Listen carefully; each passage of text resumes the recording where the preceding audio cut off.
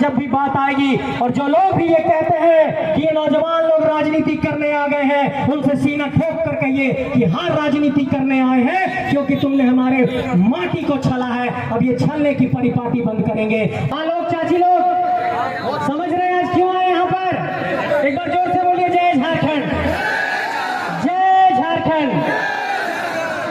साथियों, टाटी सिलवे के ईपीएफ के मैदान में आज इस बात की गवाही दे दी है कि झारखंड एक परिवर्तन के लिए तैयार हो चुका है, और अब इस आग को बुझाने की कुव्वत किसी में नहीं है। ये आग की ज्वाला अब जलती रहेगी और झारखंड में बदलाव होकर रहेगा। और जो अडानी जैसे लोग हैं, उनकी गिद्ध की निगाहें हमारी जमीन पर रहती है कि वहां से कोयला निकालेंगे, और उनको कोल ब्लॉक का आवंटन देते हैं, ओपन कोस्ट माइनिंग का आवंटन देते हैं। इन लोगों की होशियारी को समझना पड़ेगा। सिर्फ झारखंड की सरकार से नहीं लड़ना है आपको, दिल्ली की सत्ता से भी लड़ना होगा। तभी यहाँ पर जमीन बचेगा, तभी यहाँ पर नौकरी बचेगी, तभी झारखंडियों को हक अधिकार मिलेगा। मेरे साथियों और इधर के साथियों, आप लोग भी तैयार हैं?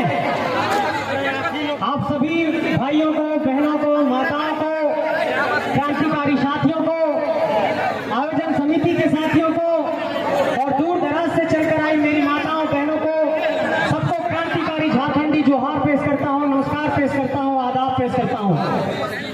माँ लोग, चाची लोग समझ रहे हैं आज क्यों आए यहाँ पर? एक बार जोर से बोलिए, जय झारखंड, जय झारखंड।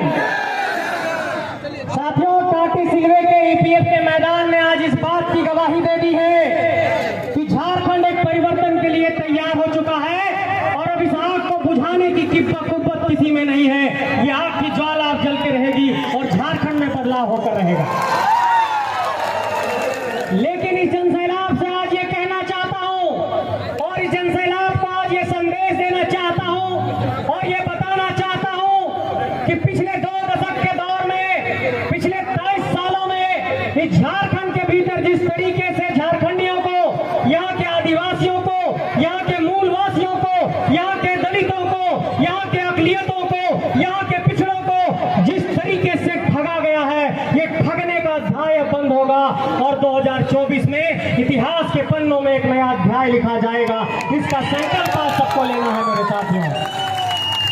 मेरे साथियों, मैं ये कहना चाहता हूं कि झारखंड की तमाम सरकारों पर हमला तो हम लोग बोलते ही हैं, हम लोग लगातार यहाँ की राजनीतिक सत्ता पर भी हमला तो बोलते हैं, लेकिन मंच के चारों ओर मौजूद यहाँ के जनसैलाब को आज एक संदेश देना चाहता हूं कि किस तरीके से हमारे झारखंड की माटी को ठगा जा रहा है, और किस तरीके से बड़े कॉर्पोरेट लोग मिलकर के ठग रहे हैं। मेरे साथियों, कई वक्ता झारखंड के बारे में बोलेंगे, लेकिन आज मैं एक बहुत महत्वपूर्ण पहलू पर आपका ध्यान केंद्रित कराना चाहता हूं। आप लोगों ने देखा होगा कि कुछ दिनों पहले देश की राजधानी दिल्ली में एक बहुत बड़ा सम्मेलन हुआ।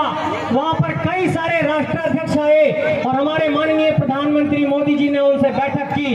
उस बैठक में एक विषय पर चर्चा हुई थी। मेरे साथियों, उस G20 के बैठक में एक बात पर यह चर्चा हुई थी कि जो भी विकासशील देश है और विकसित देश है, वो कोयले का उत्सर्जन कम करेंगे ताकि दुनिया में कार्बन का उत्सर्जन कम किया जा सके।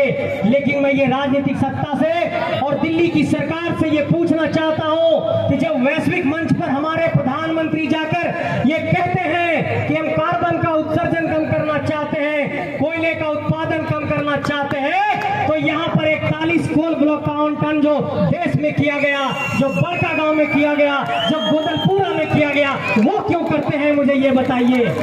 वैश्विक मंच पर कहते हैं कि कोयला का उत्सर्जन कम करेंगे, कार्बन का उत्सर्जन कम करेंगे, कोयला का उत्पादन कम करेंगे, और जो अडानी जैसे लोग हैं, उनकी गिद्ध की निगाहें हमारी जमीन पर रहती है कि वहां से कोयला निकालेंगे, और उनको कोल ब्लॉक का आवंटन देते हैं, ओपन कोस्ट माइनिंग का आवंटन देते हैं। इन लोगों की होशियारी को समझना पड़ेगा।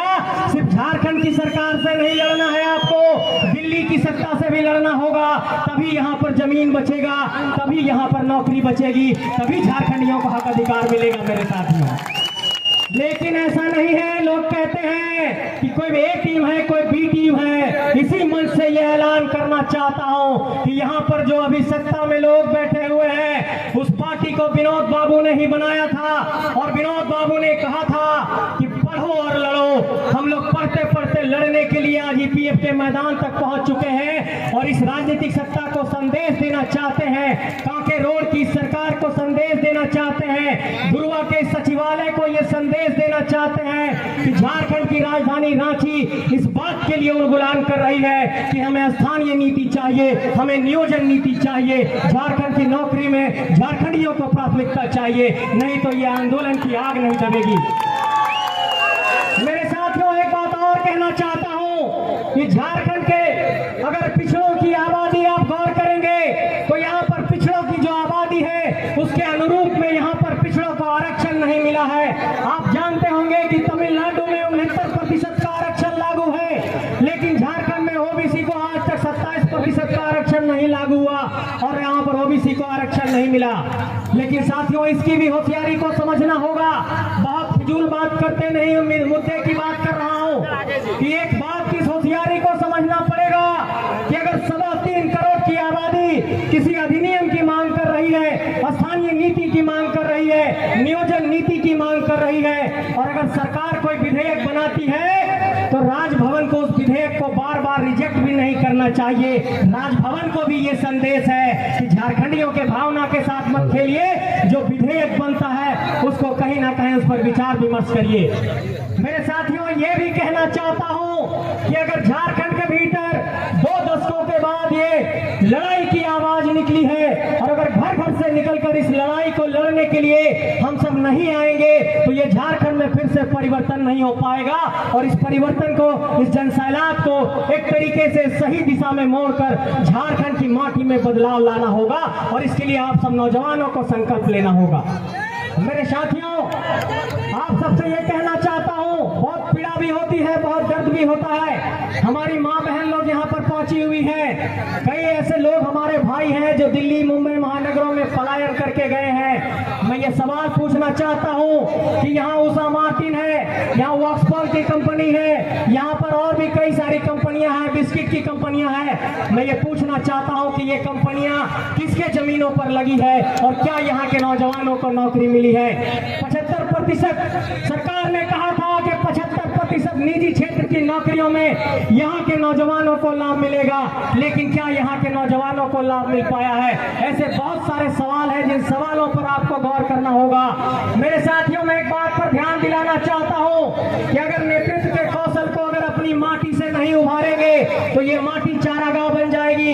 और एक बात पर आपका ध्यान दिलाना चाहता हूँ कि ये झारखंड की माटी में अगर 14 लोकसभा क्षेत्रों पर गौर करते हैं तो 14 लोकसभा में अगर गौर करेंगे तो इसी रांची की माटी को देखिए, यहाँ के सांसद झारखंड की माटी से नहीं है। बगल में आप देखिए पलामू है, वहाँ के भी सांसद बक्सर से है, बगल में हजारीबाग है, वहाँ के भी सांसद बक्सर से है। चले जाइए संथाल परगना, गोड्डा के सांसद भी भागलपुर से है। चले जाइए धनबाद, वहाँ के भी सांसद भी यूपी से हैं। ये सवाल हमारी माटी पर है कि जो माटी इतने बड़े बड़े वीरों को पैदा की, जिस माटी ने सिद्धू कान्हू को पैदा किया, जिस माटी ने विनोद बाबू को पैदा किया, क्या वो माटी 14 सांसद नहीं पैदा कर सकती है? क्या वो माटी 81 विधायक नहीं पैदा कर सकती है?